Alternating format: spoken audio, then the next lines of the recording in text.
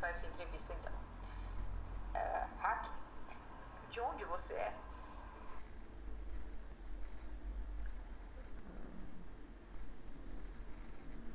Bem, a informação padrão, que é tudo que eu falo, é que eu era um poeta da corte de um principado sem nome no norte da Índia e que fui preso na Inglaterra por um atentado anarquista à bomba e hoje eu vivo em Minas Gerais, uma cidade chamada São Tomé das Letras.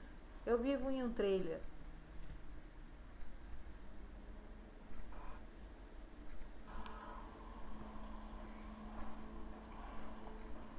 E você pode nos dizer o que é a Zona Autônoma Temporária? A Zona Autônoma Temporária é uma ideia que algumas pessoas acham que eu criei, mas eu acho que eu não criei. Eu só, na verdade, pus um nome esperto em algo que já estava acontecendo.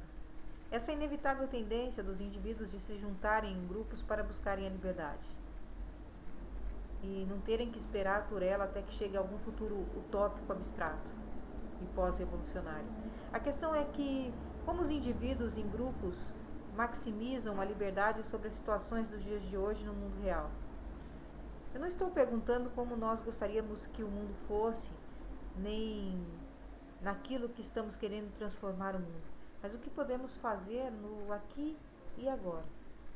Quando falamos sobre uma zona autônoma temporária, estamos falando em um grupo com uma coagulação voluntária de pessoas afins. Uma organização não hierarquizada. Isso pode maximizar a liberdade por eles mesmos numa sociedade atual. Uma organização para a maximização de atividades prazerosas sem controles, de hierarquias opressivas. Existem pontos na vida de todos que as hierarquias opressivas invadem numa regularidade quase diária. Você pode falar sobre educação compulsória ou trabalho. Você é forçado a ganhar a vida e o trabalho por si só é organizado como uma hierarquia opressiva. Então, a maioria das pessoas todos os dias tem que tolerar a hierarquia opressiva do trabalho alienado.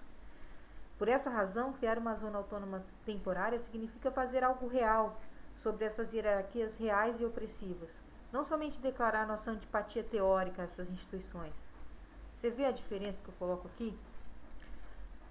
No aumento da popularidade do livro, muitas pessoas se confundiram com esse termo e usaram ele como um rótulo para todo tipo de coisa que ela realmente não quer dizer. Isso é inevitável, uma vez que o próprio vírus da frase está solto na rede, para usar essas metáforas de computadores. Se as pessoas usam erroneamente, isso não é importante, porque o significado está incrustado no termo. É como um vírus verbal, sabe? Ele diz o que significa. Você pode explicar pra gente o que seria o terrorismo poético? Bom, por terrorismo poético, eu entendo ações não violentas em larga escala que podem ter impacto psicológico considerável ao poder de um ato terrorista. Com a diferença de que o ato é de mudança de consciência. Digamos que você tem um grupo de atores na rua. Se você chamar o que está fazendo de performance de rua, você já criou uma divisão entre o artista e a audiência. E você alienou de si mesmo qualquer possibilidade de colidir diretamente nas vidas diárias da audiência.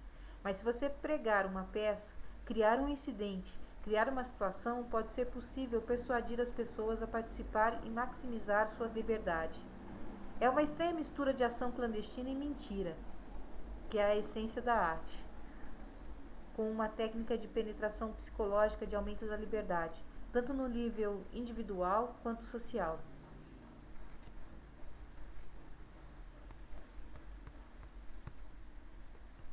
Ok. Eu que agradeço a oportunidade. Nos vemos aí, em alguma zona autônoma temporária.